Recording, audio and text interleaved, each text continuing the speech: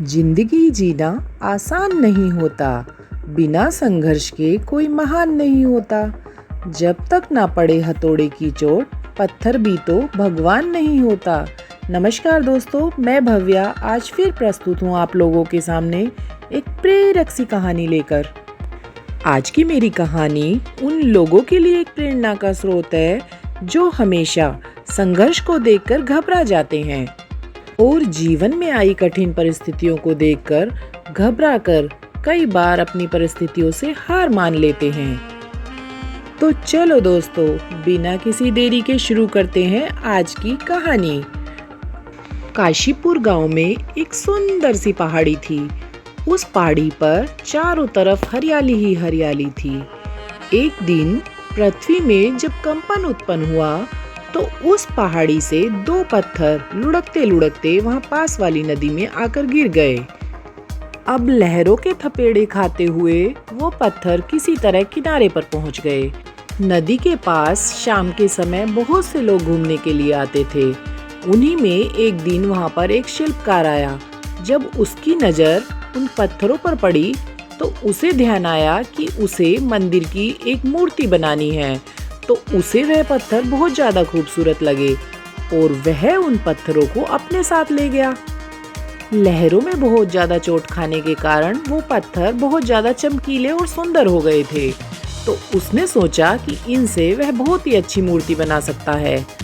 जब शिल्पकार ने हथौड़ी और छेनी की सहायता से एक पत्थर पर मारना शुरू किया तो एक पत्थर में से उसे सिसकने की आवाज आई। एक पत्थर बोला, मैं तुम्हारी हथौड़ी की चोट से बहुत ज्यादा परेशान हो गया हूँ।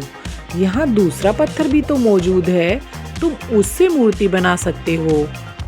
इस प्रकार की आवाज शिल्पकार ने कभी नहीं सुनी थी। तो जब उसने उस पत्थर की आवाज सुनी तो उसने सोचा, चलो दूसरे पत्थर से मूर्ति बना लेता हूँ। इस प्रकार शिल्पकार ने तराश कर दूसरे पत्थर से बहुत ही खूबसूरत भगवान की मूर्ति बना दी। जब वह मूर्ति तैयार हो गई तो लोग उसे मंदिर में लेकर गए। मंदिर में उसे स्थापित कर दिया गया। अब मंदिर में नारियल फोड़ने के लिए एक और पत्थर की आवश्यकता पड़ी। तो शिल्पकार के घर में जो दूसरा पत्थर था वह लाया गया और उसे मूर्ति के पास में ही स्थापित कर दिया गया और उस पर काम लिया जाने लगा नारियल फोड़ने का। अब जिस पत्थर पर नारियल फोड़ने का काम किया जा रहा था, उस पत्थर ने मूर्ति वाले पत्थर से कहा कि हे दोस्त, तुम पर तो रोज फूल माला और प्रसाद चढ़ाया जाता है, लेकिन मुझे रोज नारियल से चोट पहुंचाई जाती है। जबकि हम दोनों एक साथ पहाड़ी से अलग हुए थे, फिर भी तुम पर फूल चढ़ाए जाते हैं और मुझे नारियल से चोट पहुंचाई जाती है, ऐसा क्यों?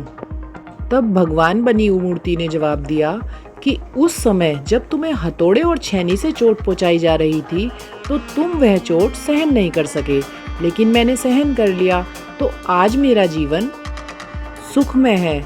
अगर तुम उस समय वह चोट सहन कर लेते तो आज तुम्हारी स्थिति कुछ और होती। तो दोस्तों, इस कहानी से हमें यह शिक्षा मिलती है कि संघर्ष जितना कठिन होगा, आपका जीवन उतना ही शानदार होगा और जो फल हमें संघर्ष के बाद मिलता है, उस फल का स्वाद किस्मत से मिले फल के स्वाद से कई गुना अधिक होता है। तो चलो दोस्तों, अब अपनी दोस्त भव्या को इजाजत दीजिए। फिर मिलते हैं एक अच्छी सी प्रेरक कहानी के साथ। मेरे चैनल को लाइक, शेयर और सब्सक्राइब करना ना भूलें। धन्यवाद।